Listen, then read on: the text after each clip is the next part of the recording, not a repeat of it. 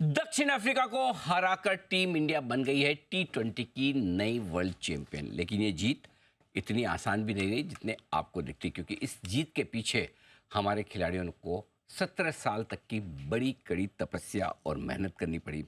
और इसी तरह मार्केट में भी आप सही स्ट्रेटजी और शानदार स्टॉक सिलेक्शन के दम पर लंबे समय के लिए टिके रहें तो सफलता हासिल कर सकते हैं। तो वर्ल्ड कप की जीत से एक इन्वेस्टर क्या कुछ सीख सकता है, क्रिकेट से लेकर मार्केट के बीच में जो समानताएं हैं, और साथ ही जिस तरह की उतार चढ़ाव अनिश्चितता वाला खेल ये है, लेकिन उसमें अगर हम चैंपियन बने तो क्या मार्केट में भी इसी तरह के टेम्परामेंट के साथ एक इन्वेस्टर चैंपियन बन सकता है क्या? आज इसी पर हम खास शो आपके लेकर आ रहे हैं, क्रिकेट का मार्केट कनेक्शन। और इस खास शो में मार्केट के तो दिग्गज है ही, और क्रिकेट की भी गहरी समझ, रुचि और क्रिकेट पर बड़ी तगड़ी पकड़ रखने वाले नीलेश शाह साहब हमारे साथ कार्यक्रम में हो रहे हैं शामिल। आइए करते हैं उनका स्वागत।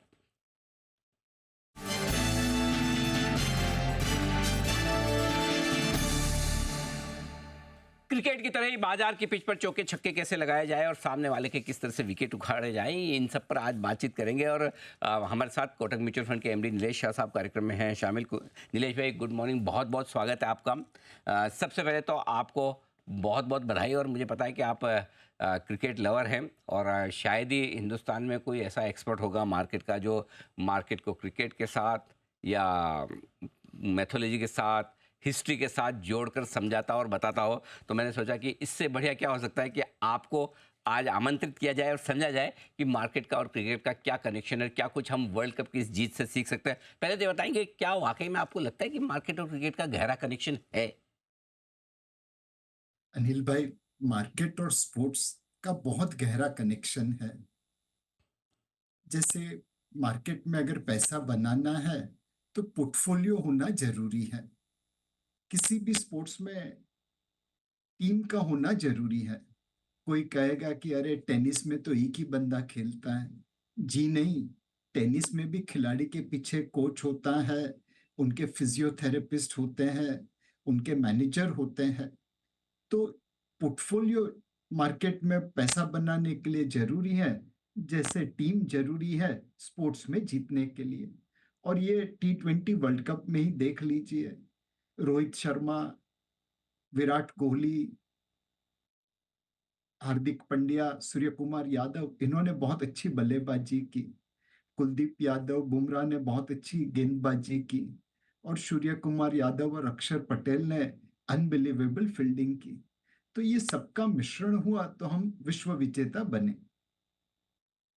पोर्टफोलियो मार्केट में जरूरी है, अच्छा टीम सिलेक्शन क्रिकेट में जरूरी है। और हमने देखा भी, और स्पेशली तीन मिडिल ऑर्डर के ऑलराउंडर सारे आपके गुजरात से, जडेजा, अक्षर पटेल और हार्दिक पांड्या। कमाल तो वहीं से हुआ है।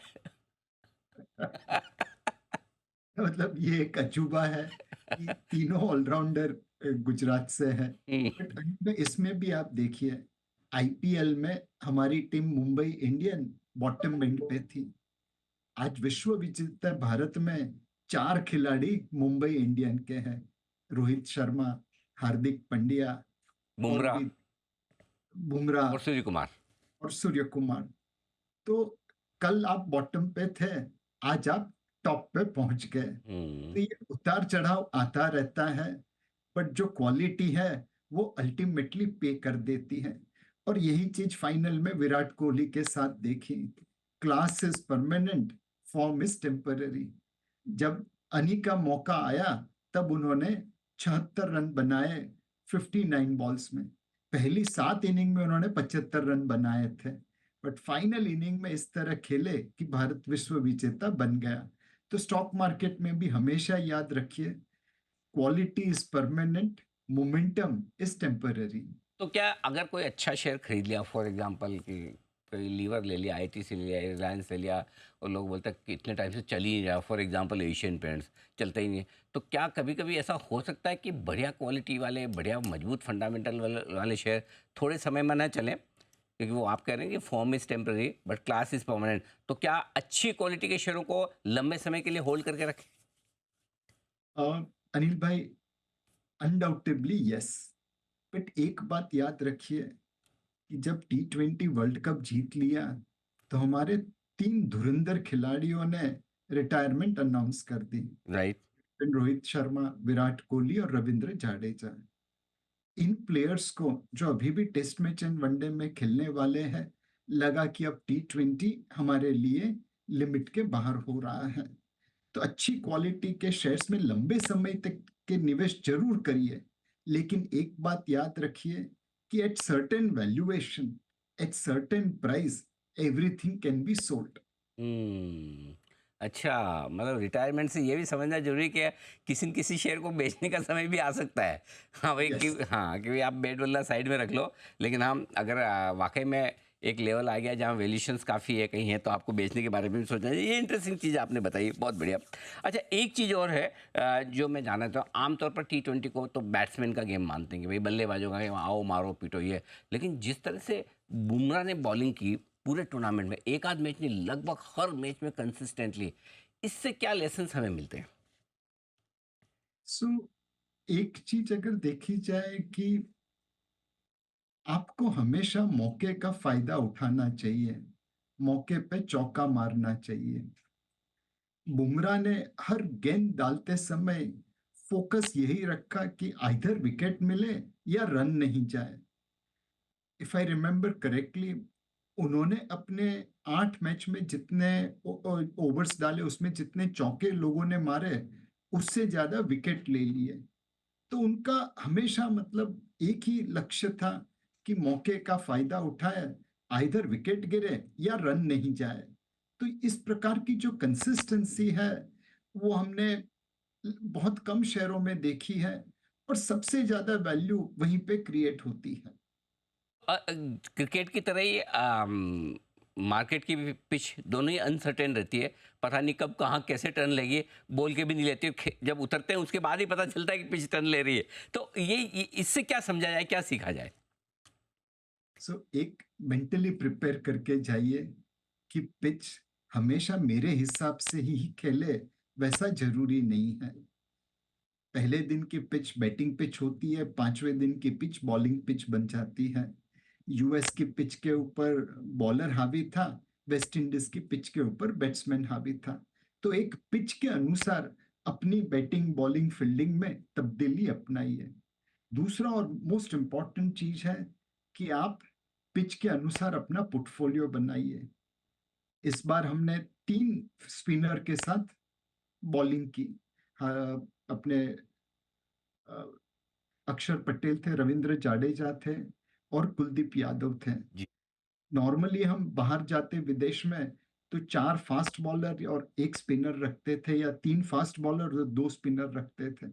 बट हमने कॉल लिया कि हमें इस प्रकार की जरूरत है, तो स्पिन बॉलर से हावी रखें। दूसरा, हमने ऑलराउंडर लिए, हार्दिक पांड्या, जाडेजा, अक्षर पटेल, जो बल्लेबाजी भी कर सके जरूर पड़े पे, और बॉलिंग भी कर सके। तो ये जो फ्लेक्सिबिलिटी थी टीम सिलेक्शन में, उसकी वजह से भारत विश्व विजेता बना। आपके हाथ में ये नहीं है कि पिच कैसी रहेगी, आपके हाथ में ये है कि आप कैसा पोर्टफोलियो बनाएंगे। आज मोमेंटम का मार्केट है, तो थोड़ा पोर्टफोलियो मोमेंटम वाला रखिए। कल वैल्यू वाला मार्केट होगा, तो पोर्टफोलियो वैल्यू में शिफ्ट कर दीजिए। परसों ग्रोथ वाला मार्केट होगा, तो ग्रोथ में शिफ्ट कर देना। तो उस हिसाब से मार्केट के अनुसार अपना पोर्टफोलियो बनाइए। क्रिकेट में भी तो तय करना पड़ता है ना कि अब अभी सिंगल्स का माहौल है या फिर 4 और 6 मारने हैं, किस बॉलर को मारने हैं और किस बॉलर को नहीं मारने, किस पिच पर मारने किस पे नहीं मारने। इस तरह की प्लानिंग मार्केट में कैसे की जाए? सो अनिल भाई, अगर आप देखें तो जो टॉप 4-6 मारने वाले की सूची है, उसमें भारत का सिर्फ एकमात्र खिलाड़ी है, रोहित शर्मा। उन्होंने 39 बार बाउंड्रीज को क्रॉस किया, 24 चौके लगाए और 15 छक्के लगाए। बाकी कोई भी भारतीय बैट्समैन टॉप 5, 4, 6 हिटर्स में नहीं है, लेकिन फिर भी भारत विश्व विजेता बना। इसका कारण यह है कि हमने एक एक दो दो रन लेने पे भी ध्यान दिया। अगर फाइनल में आप देखें, तो विराट कोहली और अक्षर पटेल रन के लिए दौड़ रहे थे। उसी दौड़ में अक्षर पटेल रन आउट भी हो गए, बट वो शायद उनका एक मूवमेंट का कंसंट्रेशन थोड़ा कम हो गया, या विकेट कीपर ने फील्डिंग बहुत अच्छी कर दी। बट एक एक दो दो रन लेके भी आप स्कोर का पाटियाँ घुमा सकते हैं और फिर मौके की राह देखिए, कहीं न कहीं हाफ वॉली आ जाएगी, जिसे आप ज़ोर से चौके-छक्के पे मार सकते हैं। स्टॉक मार्केट में भी हमेशा मल्टीबैगर मिले ऐसा ज़रूरी नहीं है। डिविडेंड यील्ड से भी काम चलेगा, 10, 15, 20% रिटर्न से भी काम चलेगा। पिच पे खड़े रहेंगे तो हाफ वॉली मिलेगी, उसे हम फिर चौके-छक्के में तब्दील कर पाएँगे। तो अक्षर पटेल के रनआउट से क्या शिक्षा मिलती है? क्या और कॉन्फिडेंट ना रहे, कभी भी मतलब लीवरेज पोजीशन ना बनाए? सो मैं ये कहूँगा कि सी आप एक इंटरप्रिटेशन ये भी ले सकते हैं कि जब आप रन लेने के लिए दौड़ रहे हैं, तो पूरी जोर से दौड़ लगा दीजिए। अगर आप ट्रेडिंग कर रहे हैं, लिवरेज कर रहे हैं, तो कंसंट्रेशन लैप्स मत करिए। स्टॉप लॉस को मत भूलिए। स्टॉप लॉस को हमेशा अपना के रखिए। बट दूसरी चीज़ जो मैं ये कहूँगा कि कई बार आप कितना भी एफर्ट करें, फिर भी आपका दाँव गलत हो सकता है। अब अक्षर पटेल जब रन आउट हुए तो निरुत्साह नहीं हुए। वो बॉलिंग करने आए, उतनी ही मेहनत से बॉलिंग की, उतनी ही मेहनत से फील्डिंग की। तो आपका अगर एक आध दाव गलत होता है तो निरुत्साह मत बनिए, अपना विश्वास मत खोइए, लगे रहिए मुन्ना भाई, कहीं न कहीं ये आपको विश्व विजेता बनाएगा। ठीक बात है। और विश्व विजेता बनाने में जो एक जो टर्निंग पॉइंट की जिसकी बात की जाती है, सूर्य कुमार यादव का कैच, अ, शायद वो अगर सिक्स हो जाता तो वर्ल्ड कप ही चला गया होता, लेकिन वहीं से बाजी बदली है। इससे मतलब इससे मुश्किल परिस्थितियों में जो कैच पकड़ा जाए, वो हमें क्या सिखाता है? सो मेरे हिसाब से आप इसे अलग-अलग तरीके से इंटरप्रेट कर सकते हैं। एक तो यह है कि आपका दिमाग इतना चौकन्ना होना चाहिए कि आप इस कैच को इस तरह से ले पाए। आज से अगर 5 साल, 10 साल पहले का खिलाड़ी होता, तो शायद ये कभी सोचता भी नहीं, उसे छक्का मान के छोड़ देता। दूसरी चीज़ जो देखी जाए, वो ऑप्टिमिज़्म की है। सूर्य कुमार यादव जब दौड़ रहे थे, तो स्प्लिट सेकंड के लिए शायद उनके मन में ये विचार आया होगा कि ये बॉल तो मेरी लिमिट से बाहर है, बाउंड्री में जा रहा है, मैं भी बाउंड्री में क्रैश कर दूँगा। बट उन्होंने अपना ऑप्टिमिज़्म नहीं छोड़ा, अपना विश्वास नहीं छोड़ा, बल्ला गेंद को ले लिया, फिर उछाल दिया, बाउंड्री से बाहर निकल आए और कैच कर लिया। मार्केट में भी यही ऑप्टिमिज्म ज़रूरी है। कोविड के समय में हम भी सूर्य कुमार यादव बन सकते थे, अगर निवेश करते तो। यस, बहुत डरावना समय था, बॉल बाउंड्री के बाहर जा रहा था, बट अगर हिम्मत नहीं हारते, तो आज विश्व विजेता बन सकते थे। मार्केट में जो नेगेटिव बात करते हैं ना, वो बहुत इंटेलिजेंट लगते हैं, बहुत स्मार्ट लगते हैं, बट पैसा वही बनाता है, जो पॉजिटिव रहे। तो हमेशा पॉजिटिव एटीट्यूड रखिए मार्केट में, कितनी भी कठिनाई हो, कितने भी करेक्शन आए, अल्टीमेटली मार्केट ऊपर जाएगा जब तक हमारी इकोनॉमी अच्छा करेगी। अच्छी बात कही कि मार्केट में सबसे पहली कंडीशन पैसा बनाने के लिए ये है कि आप पॉजिटिव तो हों। आज से लेकर कल को लेकर पॉजिटिव हों, इस साल से लेकर अगले साल को लेकर पॉजिटिव हो, भविष्य को लेकर अगर आप पॉजिटिव होंगे तभी तो पैसा बना पाएंगे। इसी पर सूर्य कुमार यादव के कैच पर ही एक चीज़ मैं आपसे और पूछना चाहता हूँ कि कितना रिसर्च का महत्व है, क्योंकि जो हमारे भारतीय टीम के फील्डिंग कोच है टीके दिलीप साहब, उन्होंने बाद में कहा कि सूर्य कुमार यादव रोज़ 50 कैच पकड़ने की प्रैक्टिस करते थे, रोज़ 50 कैच। अब वो कब ये प्रैक्टिस काम आएगी, यानी कि आपकी रिसर्च कब काम आएगी, ये बड़ी इंपॉर्टेंट है। बहुत ही ज़रूरी है एंड ये प्रैक्टिस मेक्स मैन परफेक्ट। जैसे सूर्य कुमार यादव ने एक कैच लिया, वैसा ही एक कैच एक अपनी महिला खिलाड़ी है हरलीन देओल का, वो भी वैसा ही कुछ अद्भुत कैच था। हुँ। लेकिन ये सारी चीज़ें तब होती है जब आप दबा के मेहनत करते हैं, जब आप प्रैक्टिस करते हैं। अ, स्टॉक मार्केट में भी अनिल भाई, अगर आप टिप्स के ऊपर खेलना चाहें, तो फिर आपका विश्वास नहीं रहेगा और ऐन मौके पे आप चूक जाएँगे।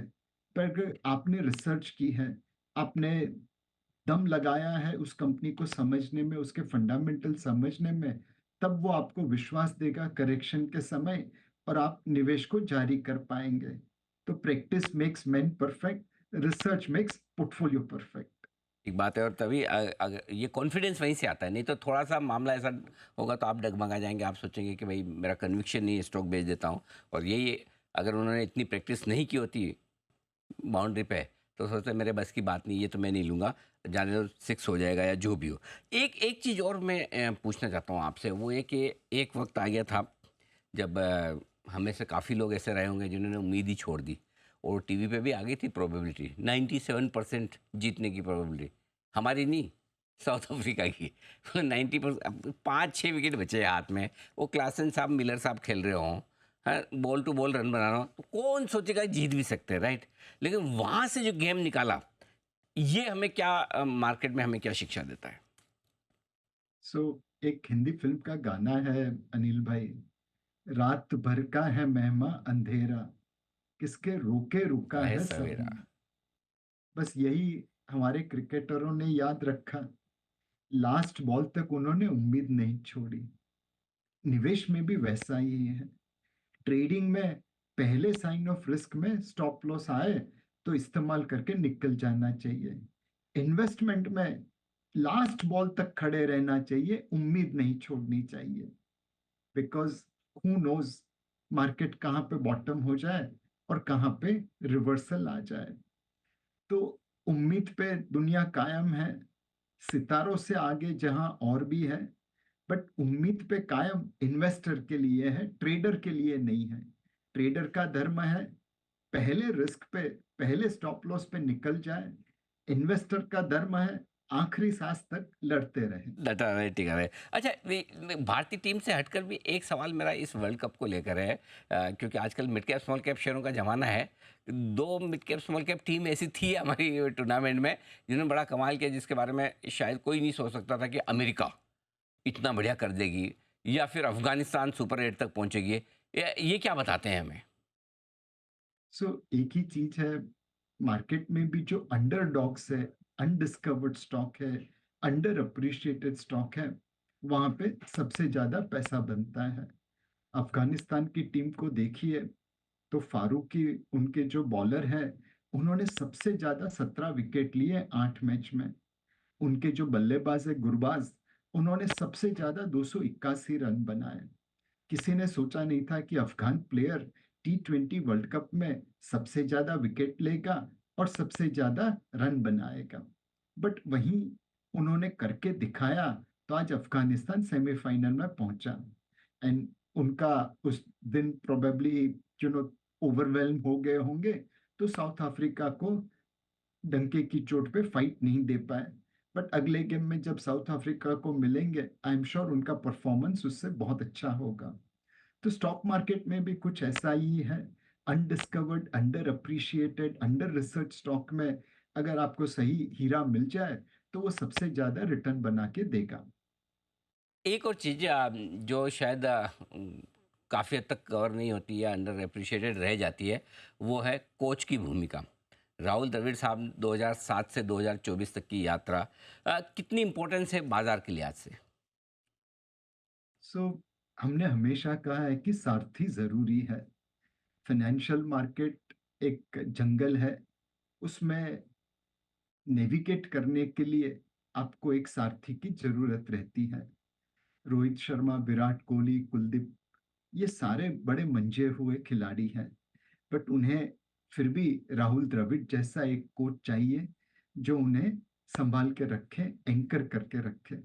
मैंने एक फोटो देखा था जब स्टेडियम से सब लोग चले गए थे, तब राहुल द्रविड़ ने एक टीम हडल किया था सारे खिलाड़ियों का, और तकरीबन आधा घंटा उनसे बात करते रहे।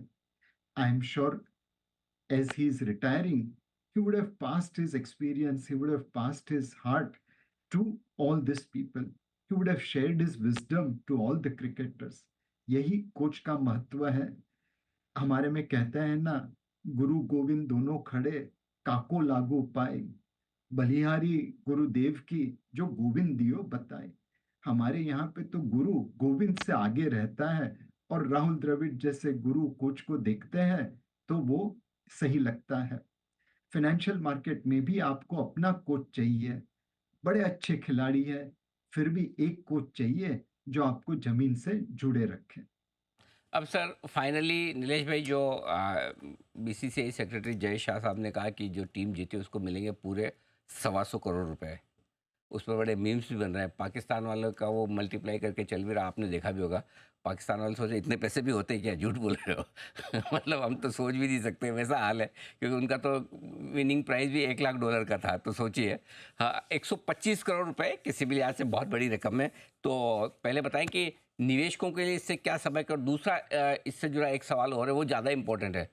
ये इंडियन टीम को 125 करोड़ रुपए कहाँ इन्वेस्ट करने हैं सर?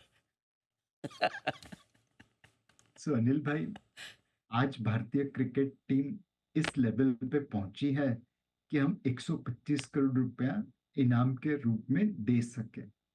बट आज से 15, 20, 30 साल पहले ये हालत नहीं थी। आज भी अगर आपको याद है तो सोशल मीडिया में कई बार फोटो दिखते हैं पुराने खिलाड़ियों के, जो जो नो एकदम साधारण स्थिति से खेल रहे थे, और उन सबको नौकरी की जरूरत रहती थी अपने क्रिकेट के प्रोफेशन को चलाने के लिए। किसी को बैंक में नौकरी मिलती थी, किसी को टाटा ग्रुप जैसी कंपनी में नौकरी मिलती थी। तो एक हमारा क्रिकेट बोर्ड अपने हुनर को, अपने क्रिकेट के हुनर को इस तरह इस्तेमाल किया है कि अब वो उस स्थिति में पहुंचा है कि आप 125 करोड़ रुपया इनाम के रूप में दे पाए। तो जैसे हमारे क्रिकेट बोर्ड ने क्रिकेट को मोनेटाइज किया, क्रिकेट को जो मार्केट किया, वो हमारे लिए सबसे बड़ा सबक है। क्रिकेट एक प्रोफेशन है, बट उसमें से भी हम पैसा बना सकते हैं और फिर निवेश करके वर्ल्ड क्वालिटी की टीम बना सकते हैं। सेम चीज बिजनेस में है।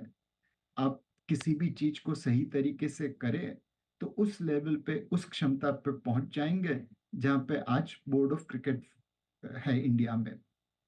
रही बात ये 125 करोड़ रुपए कैसे निवेश करने की, तो मैं सभी क्रिकेटरों से एक ही आवेदन करूंगा, एक अच्छे फाइनेंशियल एडवाइजर को अपनाइए। ज्यादातर लोगों के पास होंगे, एंड उनकी सलाह के अनुसार निवेश करिए। अपनी रिटायरमेंट सिक्योर कर लीजिए। आपकी क्रिकेटिंग कारकिर्दी 10, 15, 20 सालों की होगी, बट उसके बाद भी जिंदगी तो काफी लंबी होने वाली है। कुछ कोच बन जाएंगे, कुछ कमेंटेटर बन जाएंगे, कुछ और काम करेंगे, बट ये जो पैसा आपने कमाया है उसे सही तरीके से निवेश करेंगे तो आपकी रिटायर्ड जिंदगी बहुत ही अच्छी रहेगी। तो एक अच्छा फाइनेंशियल एडवाइजर चुनिए, असेट एलोकेशन कीजिए, कुछ पैसा लार्ज कैप फंड में लगाना, कुछ फिक्स्ड इनकम या सोने में लगाना, और एक पोर्टफोलियो बना के अपनी रिटायरमेंट को सुरक्षित कर देना। ये बहुत इंटरेस्टिंग चीज़ आपने बताई कि अच्छा फाइनेंशियल एडवाइजर चुने, अपने रिक्वायरमेंट के हिसाब से पोर्टफोलियो बनाएं, या फिर कोटक म्यूचुअल फंड जैसे अच्छे फंड्स में पैसा लगाएं।